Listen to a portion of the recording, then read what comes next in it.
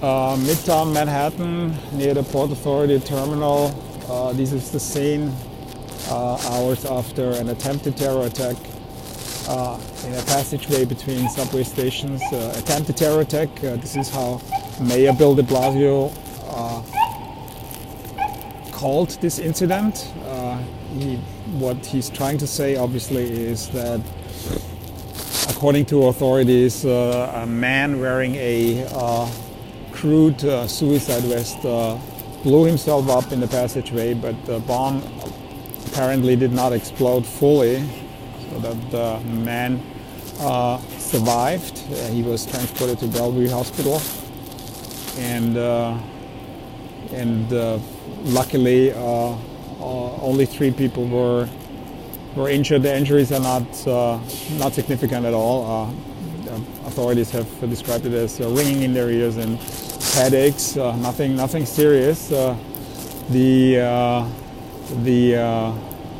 perpetrator himself suffering burns in the abdomen and on his legs. It's announced at the press conference. The man was identified rather quickly. He is an immigrant from Bangladesh, living 7 years in the U.S. already. There were reports that he might have been a sympathizer of ISIS, which of course will explain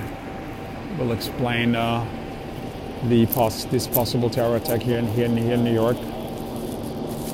This is right outside the Port Authority bus terminal. The incident took place in a passageway underground, linking 88th Avenue subway lines with the 7th Avenue subway lines on Times Square. This has, of course, the whole area is secured. There is, of course, lots of media interest. We have, as it is always the case, we have helicopters in the air, hovering, mainly news helicopters. This, of course, happened during the morning rush hour, 7:20 in the morning, Monday morning. And anybody who knows this area in Midtown Manhattan also is aware how many people are moving on a normal morning rush hour. Hundreds of thousands of people are passing through all these transit centers. Port Authority Terminal is one of them, linking several bus lines and train lines from New Jersey with the city.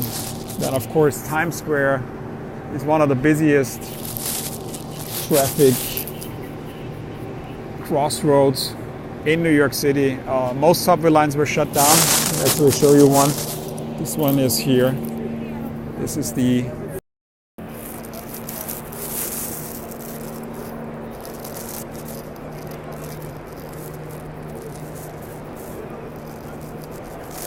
So this one I'm going to show you this. I was just interrupted by a phone call.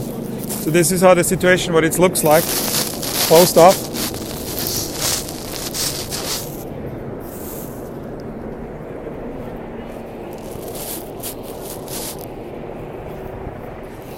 The only relief is that the situation seems to be contained, seems to be over. Perpetrator, possible terrorist, is in the hospital, in custody. Mayor de Blasio also stated that there is no other known terror threat to the city at this moment. Authorities do believe that this is a lone wolf attack, that this man is not part of a larger and more professional terror cells.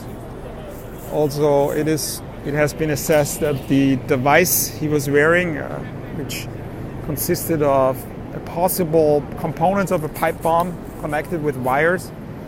Authorities said it was not very well constructed, which of course is lucky, because it could have been a lot worse. This is the other direction, looking up towards Central Park now. You can see it is cordoned off, empty. See the helicopter up here.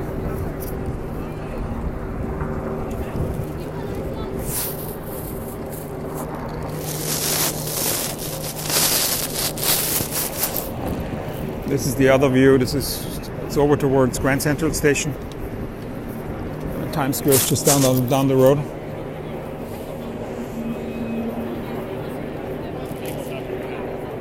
Let me walk over here. So we have here, of course, that's interesting too.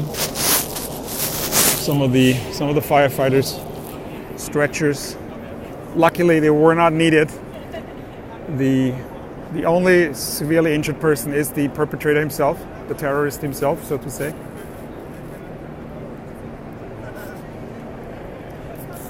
Over there, you can see the Port Authority terminal, major traffic hub in Manhattan.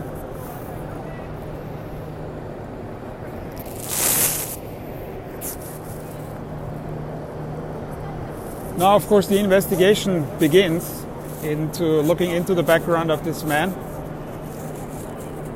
his possible connections to ISIS, or maybe how to learn how he was. Let me zoom here a little bit. How he was inspired exactly. If he just self-taught radicalism over the internet, or if he was in contact with anybody from ISIS. This, of course, is exactly what all cities in the world are fearing, especially during the holiday season. So these are some detectives with white gumshoes. So they were just inspecting the.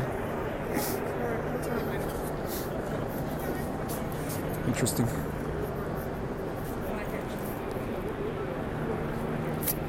Oh, it's a crime scene unit. What did you find, sir? It's not going to say anything. It's not surprising.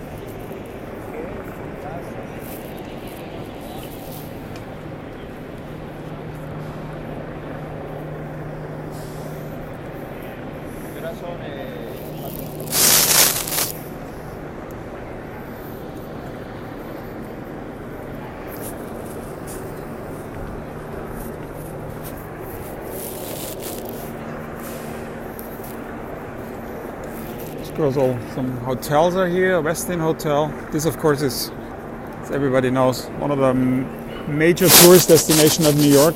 Times Square. Broadway is here, located. Broadway shows are located here, obviously.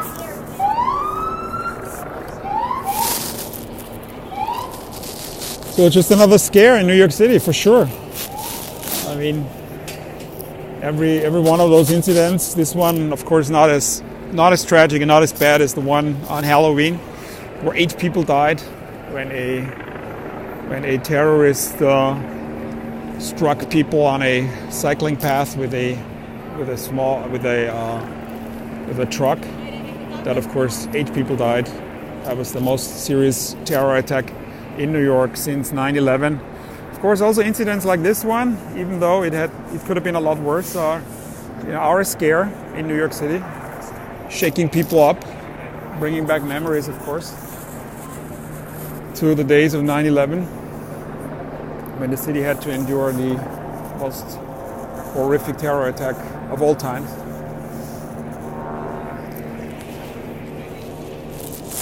Let's have a look a little further up, see if the subways are still closed.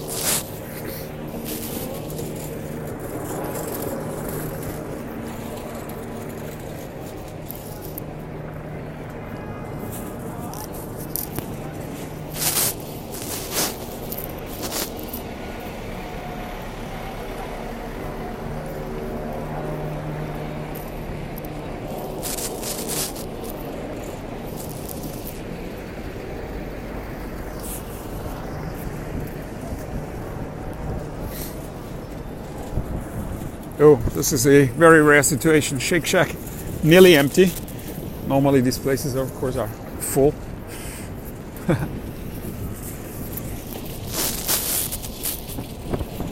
See, there's no subway here. Of course, it's a very different picture than on a normal day in Midtown Manhattan. This one would be complete traffic jam. Many people on the street. Now it looks nearly eerie. Oh, here's another subway station. Let's see what the situation is here.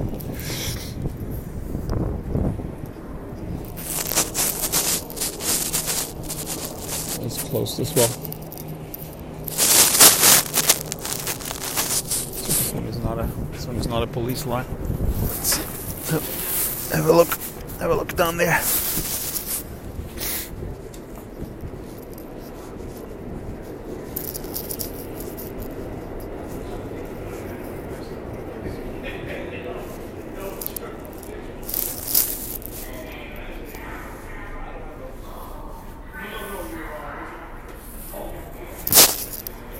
Some officials are down there checking out what's going on.